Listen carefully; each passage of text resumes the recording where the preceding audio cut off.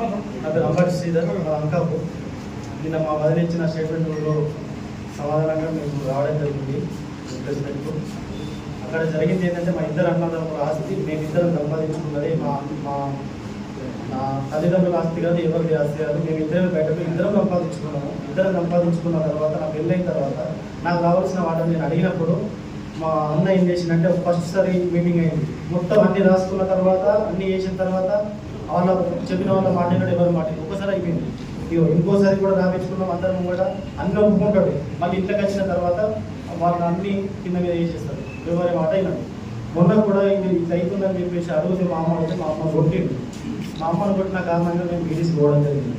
PDC పోయిన తర్వాత వాళ్ళు వాళ్ళు రమ్మన్నారు, మీ అమ్మను కొట్టిన వాళ్ళు రమ్మనంటే మా అన్ననే అన్నారు, మీరు అన్నీ మాట్లాడతారా అందుకే అంటే అన్నీ మాట్లాడతాం రా అంటే నా ఇద్దరు సమక్షంగా నేను చెప్పుకున్నాను. మా ఆస్తి గిరిగిరి ఉన్నది అని చెప్పి అలా చెప్తే అది ఇద్దరు ఆస్తిని మూలకేం కావాలో వేలపాటేసుకోమన్నారు. వేలపాటేసుకున్నాము. నేను మా అన్నకు 73 లక్షలు ఇవ్వాల్సి వచ్చింది. ఆ 73 లక్షలు మా అన్నకు 70 లక్షల రూపాయలు ఇచ్చినాము. పైసలు పైసలు ఇచ్చిన దాని గురించి ఆమె నిన్న ఒక్క స్టేట్మెంట్ కూడా మాట్లాడలేదు.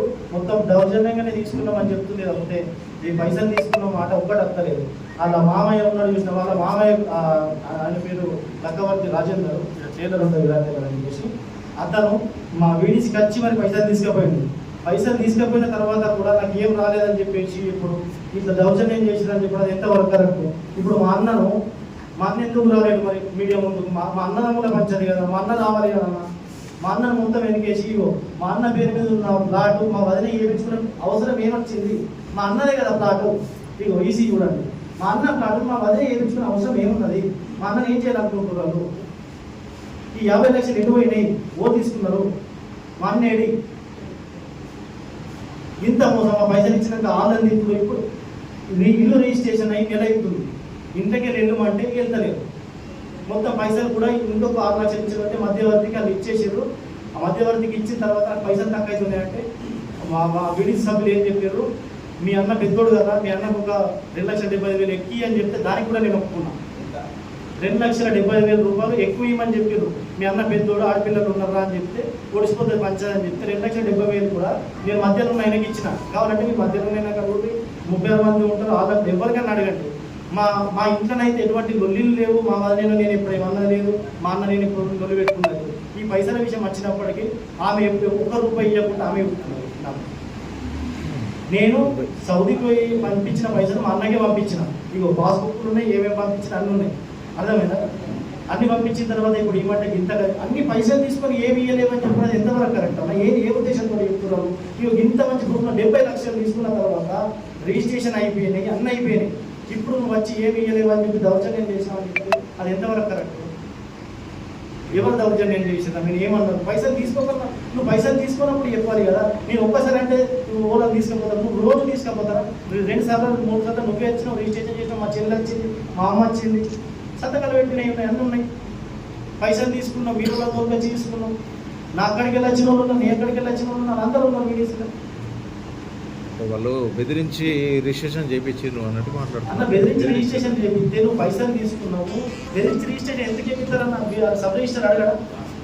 పైసలు అకౌంట్లో వేసిన 23 లక్షలు అన్నట. 23 లక్షలు బీడీసీ వాళ్ళ మీద ఉన్నాయని చెప్పేసిన. 23 లక్షలా? 23 లక్షలు బీడీసీ వాళ్ళు ఊళ్ళో ఎవరైనా అడిగిన చెప్తారు కదా నీకు ఎన్ని పైసలు బాగున్నాయని. ఆ మధ్యలో ఉన్న దగ్గర 6 లక్షలు ఇప్పటికున్నాయి. ఖాళీ చేసినాక ఇద్దరు అయినా ఆపిండు. 73 లక్షలు మొత్తం మాట్లాడింది. ఇద్దరి మధ్యలో అయిన తర్వాత మొత్తం పైసలు మొత్తం ఎంత అంటేనే ఆ పైసలు కూడా ఆపారు. అవి ఇచ్చిన తర్వాత ఎందుకంటే అవి కూడా మధ్యలో ఇచ్చి నువ్వు వెళ్ళినాకనే ఆ పైసలు కూడా తీసుకో అని చెప్పారు. అయ్యే వాళ్ళకి మంచి ఆస్తి కాదు, దాకా ముక్తి ఇచ్చింది కాదు.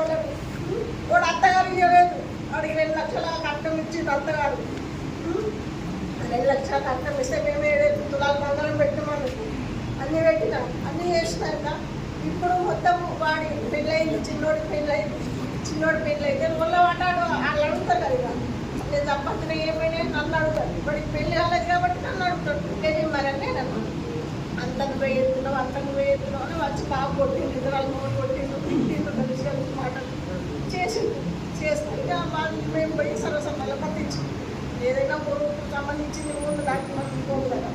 అలాంటి పోయితే వాళ్ళు ఏం చెప్తున్నారు, పిల్లలు సంపాదించుకున్నారమ్మా, ఏమేమి ఉన్నాయి, చిన్నోడు ఏమి కొనుక్కున్నాడు అంటే వాడు కరెక్ట్ చూపించలేదు లెక్క చూపించకపోగానే అన్న నాకు చూపించలేదని నేను అంటే ఎన్ని ఇచ్చిన గంట చేస్తున్నాను అని నేను వేరే దగ్గర కొనుక్కున్నాం మరి మూర్తి గారు అని అంటే అందరు వాళ్ళు ఏం చేస్తున్నది వీడి ఆస్తి ఎంత ఉన్నది వాడి ఆస్తి ఎంత ఉన్నది అన్నీ ఒక దగ్గర వేసి మొత్తం అరసు పెట్టుకున్నారు. ఇంకా ఎవరికి ఇష్టమైందో అది తీసుకోలేదా ఇంకా ఏమున్నాయో ఇంకా ఏమన్నా తేలినా కానీ మేము పంచిస్తాం నువ్వేం టెన్షన్ పెట్టుకోవచ్చు శ్రీకాంత్ అని చెప్పారు వాళ్ళు. అన్నీ చెప్పి సంతకాలు పెట్టిండు చేసిండు మళ్ళీ ఇప్పుడు ఇట్లా పైసలు 70-80 లక్షలు తీసుకొని నాకు అన్యాయంలో తీసుకున్నారంటే ఏమంటావు చెప్పిగా వాడు ఎంత కరెక్ట్ అన్నది ఓర్నో తోలుకొని దాని మేనమామని తోలుకొని 70 లక్షలకు గుద్ద కింద పెట్టి వాడు దాని మేనమామని తోలుకొని వచ్చేటి కారణం ఏముంది నా కొడుకు బాగుంటే నా కొడుకు వచ్చి మాట్లాడాలి నాతో మా అన్న పేరు మీద ఉన్న బ్లాక్ ఆమె పేరు మీద వేయించుకోవాల్సిన అవసరం ఏమున్నది చూడండి. ఏ ఉద్దేశంతో వేయించుకుంటున్నా మీ పైసలన్నీ ఎందుకు తీసుకోకపోతే మా అన్న ఏం చేయాలి కాదు సార్. ఇప్పుడు పైసలన్నీ తీసుకొని పోయాలి మామ తీసుకున్నాడు పైసలు మా అన్న పేరు మీద బ్లాక్ అంటే అవి వేసుకున్నారు. ఇప్పుడు దౌర్జన్యం చేసి రద్దు చేసినట్టు మా అన్న ఏం చేస్తాను అదేమో చేస్తాను ఉంటుంది మొత్తం ఇంట్లో మా ఇల్లు మంచిగా దగ్గర పెట్టేసి మా ఇల్లు నాకు పట్టించి